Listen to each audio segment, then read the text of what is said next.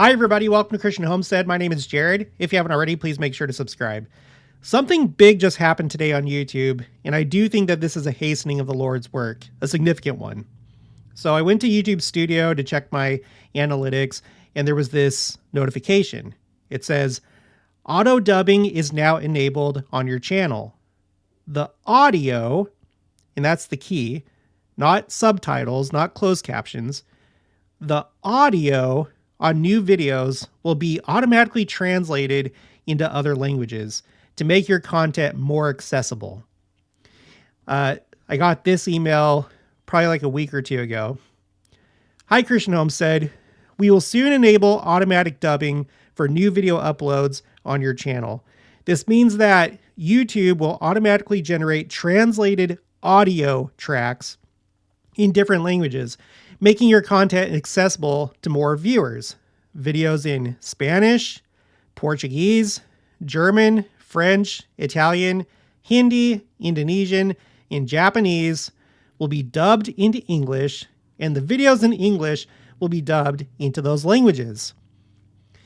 Now, that's kind of a big deal, and I've known about this for a while because I've gotten a lot of comments like this. Let me just give you a few examples. So I got this comment from Denise Alvarado. Hola, would love to translate your classes into Spanish. The one underneath it, this is Miriam Ilagrosagoyo. I wish I could hear this talk translated into Spanish. There are many LDS Hispanics that will love to have this opportunity. Check on that. Well, and I've had other requests too. Some people have asked if I could do like a second channel. That would be a Spanish channel because I serve my mission in Spain. Unfortunately, I don't remember that much Spanish. I can barely speak it at this point. Or just to like do like a second video that's in Spanish, or do the subtitles, which I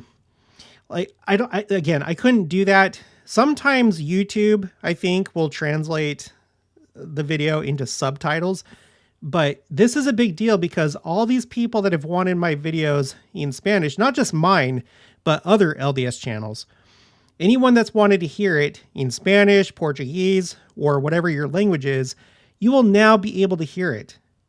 And that's a really big deal. Let me explain why. First, let's go to X, and they have their AI assistant, Grok, and I asked, how big of an impact has social media had on society? And the answer is, social media has had a profound impact on society, reshaping how we connect, communicate, and consume information. It's woven itself into the fabric of daily life for billions, influencing everything from personal relationships to global movements. On the positive side, it's democratized communication. People can share ideas, stories, and experiences instantly across the globe, breaking down geographic and cultural barriers. Platforms like Twitter or X have given individuals, especially those without traditional power, a megaphone to influence public discourse. The Arab Spring in the early 2010s showed how social media could fuel collective action with hashtags and posts organizing protests that toppled regimes. Okay, then skipping down, it's also transformed how we get information. News breaks faster on X than traditional outlets can publish, sometimes by hours. Citizen journalism has exploded with raw, unfiltered takes, often outpacing polished reports. Businesses, too, have leaned in hard. E-commerce thrives on platforms like Instagram, where influencers drive trends and sales. And then it goes on. Now, I'm a big proponent of anyone that wants to be on social media, whether it's YouTube, Instagram, Facebook, TikTok. They're all important. So you have the official church accounts on these platforms, right?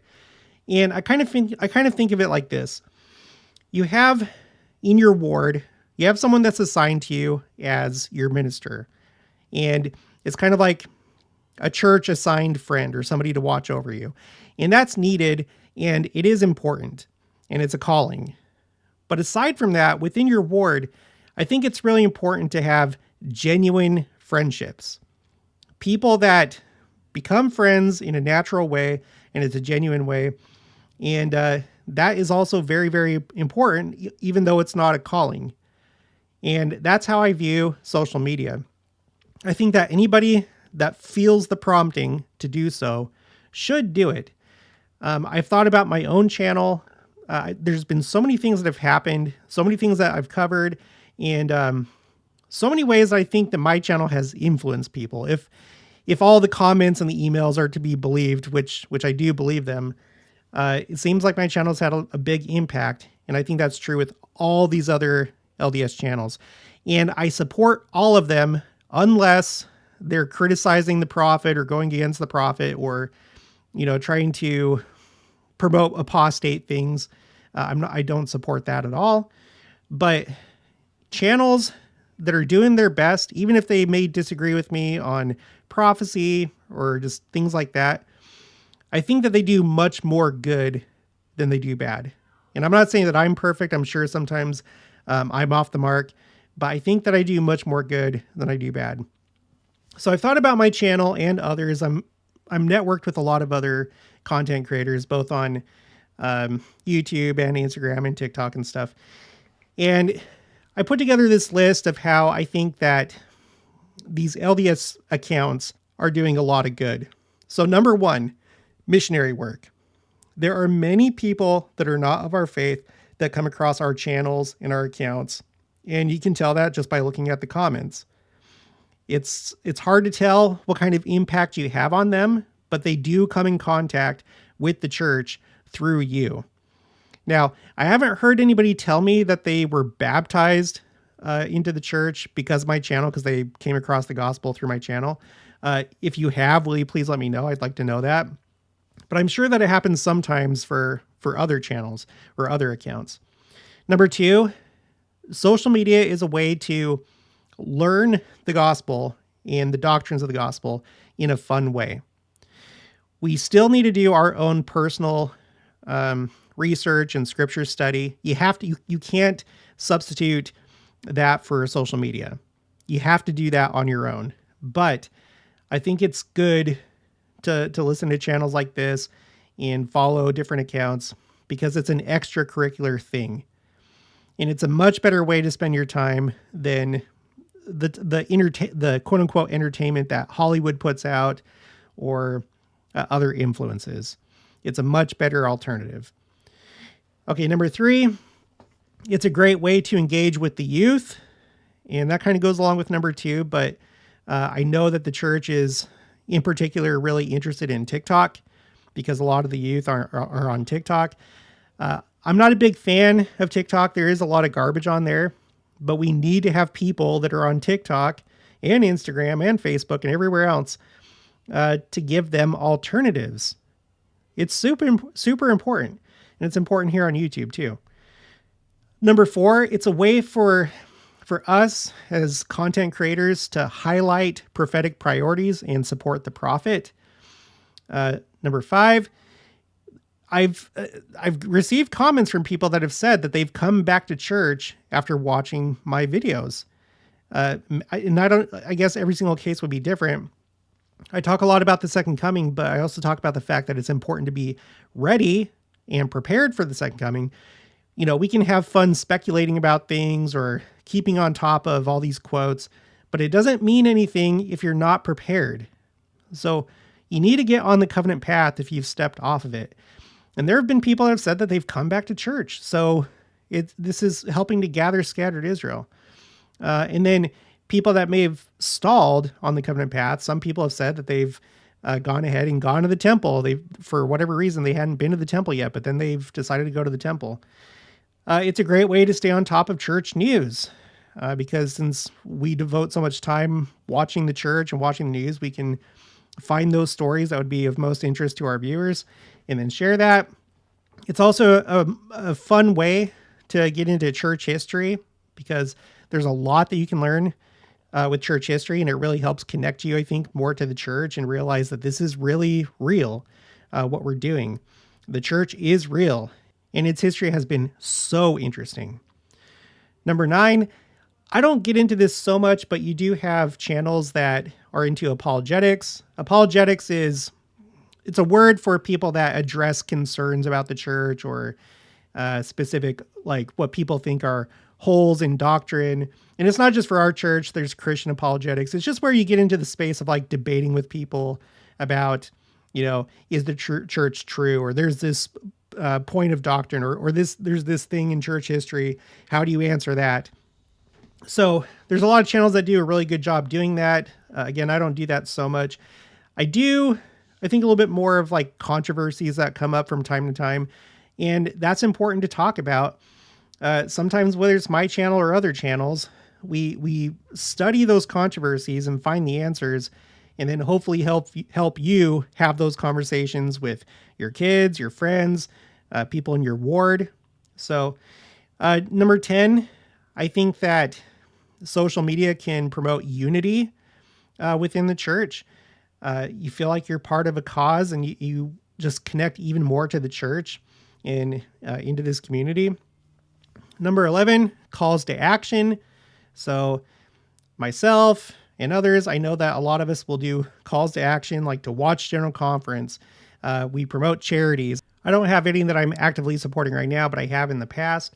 And then number 12, challenges, like the Flood the Earth Challenge, which I'm not doing that anymore. I may pick it back up sometime in the future, but that was a challenge where I was encouraging people to share the Book of Mormon and then let me know about it. And then I kept track of it, and we got to 10,000. Right now, I'm supporting the 2025 House of the Lord Temple Challenge, gathering 5 stakes in Zion. And with this, it's a self-reporting thing. The link for this form is in the description box below, or you can email templesofjesus@gmail.com. That's my friend Mindy, and her channel is Temples of Jesus. And we're trying to get 25,000 ordinances done. Just pick whatever ordinance, and then you can fill out this form, and then it ends up on this spreadsheet. And as of right now, we're at 25,063. So we are almost to the 25,000. So try and go to the House of the Lord, and then it would be great if you could participate in this challenge because it encourages others to do so as well. And so hopefully we'll get more and more ordinances done and hasten the work. So these are just 12 things that I was able to think of where LDS influencers can really have an impact on their audience and gather scattered Israel. And so if this is reaching more people outside of just an English-speaking audience, that's a really big deal. So let's take a look at the church and how many people speak English in the church and how many people speak another language. This is an article from the September 2000 Ensign. Historic milestone achieved, more non-English speaking members now than English speaking, by J.M. Todd, managing editor. Sometime in September 2000, a significant milestone in church membership will be reached. Statisticians estimate that in September, 170 years after the gospel was restored in the host language of the prophet Joseph Smith, the church will at long last have more non-English speaking members than English speaking. This is the second important signpost reached in the past 4 years as the church rolls forth into the ends of the earth until it has filled the whole earth. Doctrine and Covenants 65, verse 2. The previous signpost was reached in late February 1996, when it was estimated that more church members were living outside than inside the United States. And then we're going to hop over to the October 2006 Ensign, Church Works to Meet Members' Needs. And toward the end of it, it has this graphic, top 10 languages spoken by church members. So in the number 1 spot is English, but then after that is Spanish at 31.1% in 2006. And then after that, 7.7%. And these are the 2 of the languages that are now going to be auto-dubbed in YouTube. So I've talked to other content creators, and it seems like there aren't a whole lot of like Spanish speaking or Portuguese speaking YouTube channels. And I know that there's a demand for it. And so I think this is really going to be a heaven send. I really do.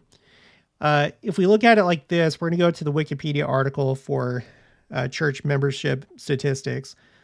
I have it sorted by countries with the most members in this column right here.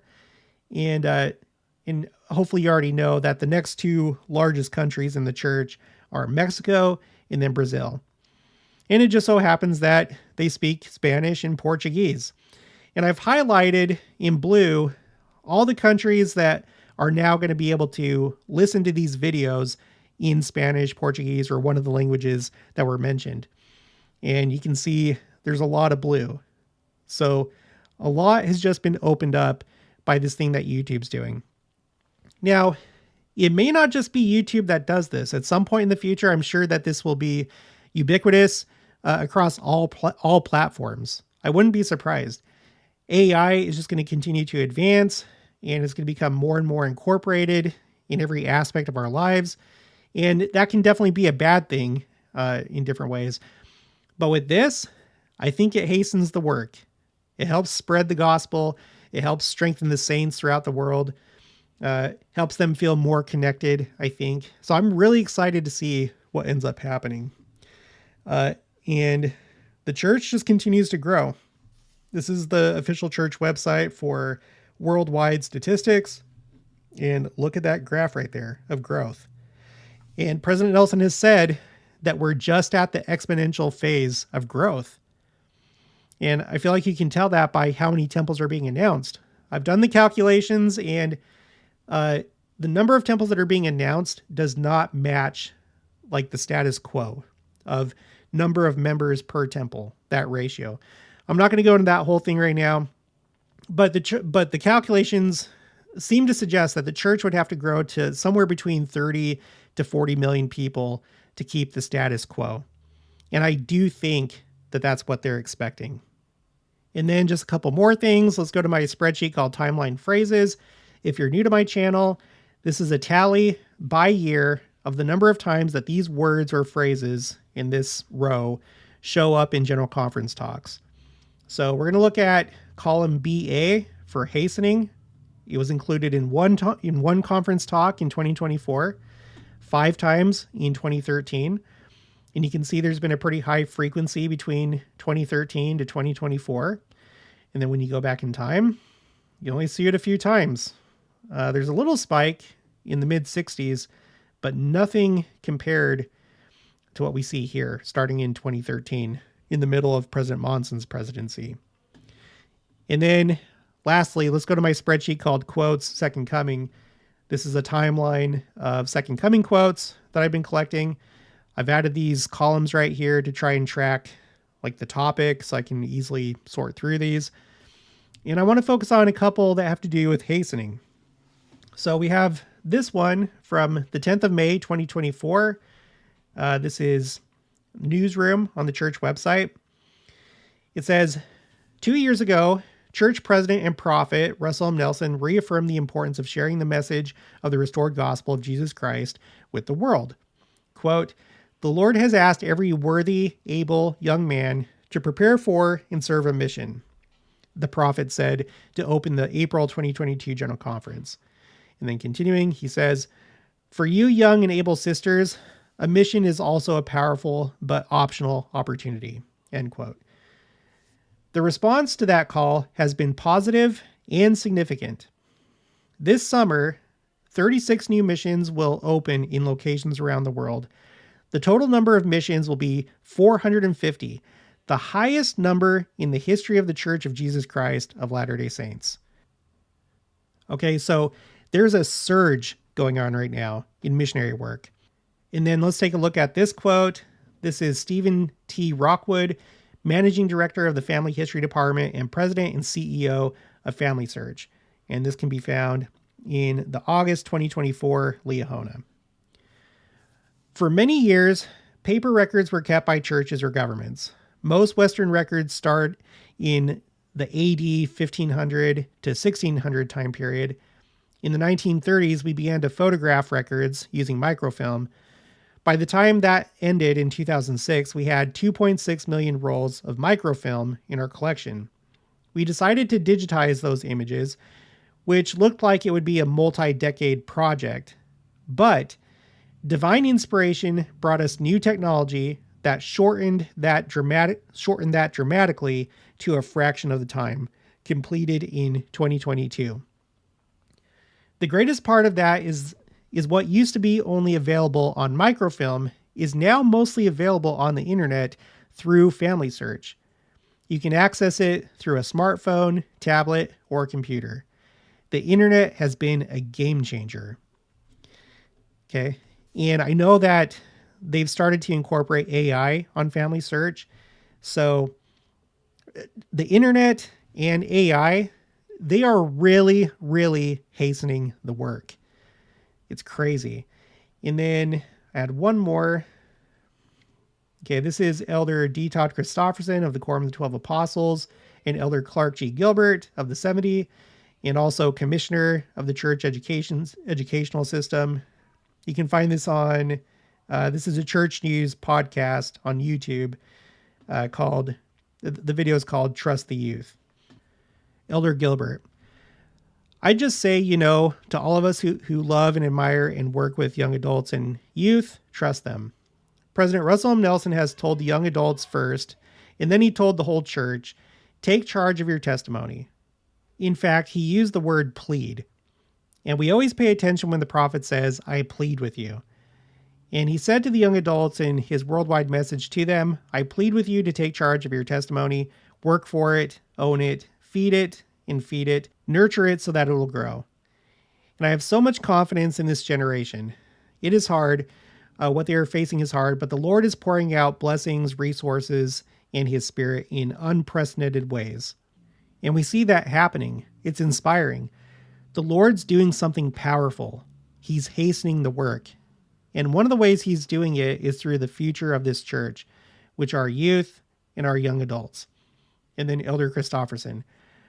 Our time as general authorities, we are doing everything we can to invest in them and to help them succeed. They have a crucial role to play in all that is happening in the Lord's plan in this dispensation. And as we are hastening toward the end, toward the conclusion of that, they are crucial. So I have other quotes that have to do with hastening, but it's hastening almost like in every single way. With the youth going on missions, with the youth in general, just developing leadership skills and becoming educated. I have quotes here that have to do with hastening and the new hymns and the giving machines. And then we talked about, again, missionary work. And then what was the other one? Oh yeah, family history. And there's more. There's a lot of things that are hastening right now. And so you can see why I think that this is part of it. If more church members that don't speak English have access to these channels, I think it's going to be a big deal. Because I see the impact that it has. And it's one of the reasons why I can't step away from doing this. It can get pretty tiring at times, but I love doing what I'm doing. I love the effect that it's having. Again, I'm not perfect, but I try and do my best. And I think I do more good than bad. And so it's just an exciting time to be alive and see these things happening. Okay, well, that's going to be it for this one. So if you haven't already, please make sure to subscribe. Like this video if you liked it. Leave your thoughts and opinions down in the comments below. Also, make sure to share it, and I'll talk to you guys later.